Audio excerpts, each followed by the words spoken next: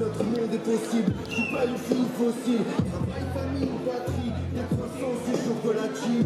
Veuillez laisser l'État dans les toilettes, tout doit être privé. Stop à la ciste, à la dérive, pas bien à radicaliser. Tout est possible, la retraite avant la retraite. Si on avait voulu faire plaisir par le gouvernement, on avait élu Brad Pitt. Parce qu'il n'est pas muselé, on compte les morts, l'État compte les sous. Fallait-il donc une pandémie pour vous soucier de nous?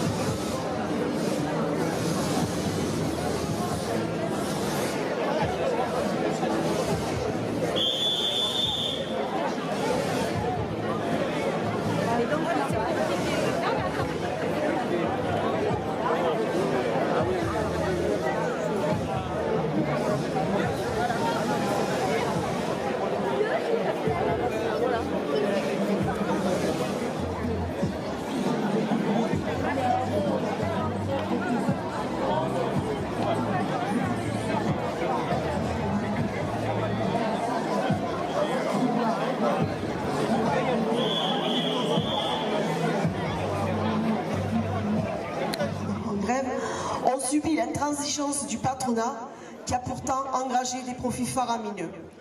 Le gouvernement répond à cette situation par la menace de réquisition qui constitue clairement une attaque contre le droit syndical et le droit de grève. Cette situation ouvre l'opportunité d'une mobilisation massive et interprofessionnelle pour exiger l'augmentation des salaires, pour faire reculer le gouvernement sur la réforme des retraites et pour défendre le service public d'éducation encore mis à mal cette année, en cette rentrée. Dans l'éducation nationale, à la place des moyens nécessaires pour assurer nos missions et du manque d'enseignants et d'AESH, le gouvernement nous propose de rédiger des projets pour obtenir des financements mettant en concurrence les écoles entre elles, sans tenir compte des besoins. Cela est très loin du plan d'urgence pour l'école dont nous avons besoin.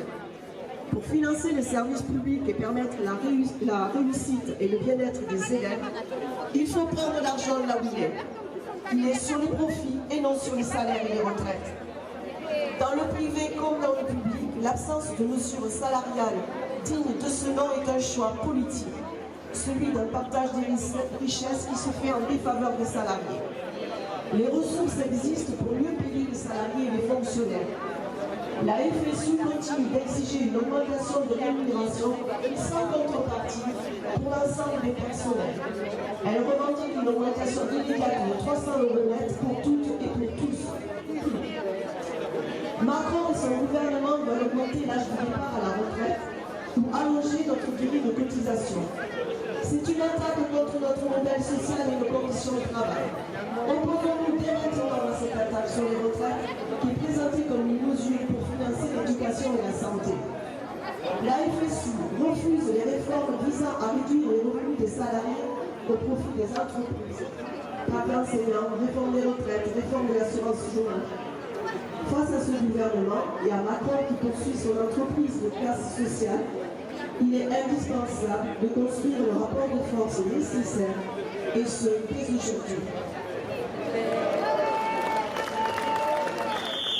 C'est pas au gouvernement de décider quand est-ce que les salariés, les travailleurs et les travailleuses vont se mettre en grève.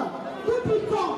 Bien sûr, on est là pour soutenir ceux et celles qui sont en grève depuis déjà plusieurs semaines dans les raffineries. Et c'est grâce à cette grève ou gréviste que le pays a ralenti, si ce n'est pas arrêté, mais au moins ralenti. Et ce n'est que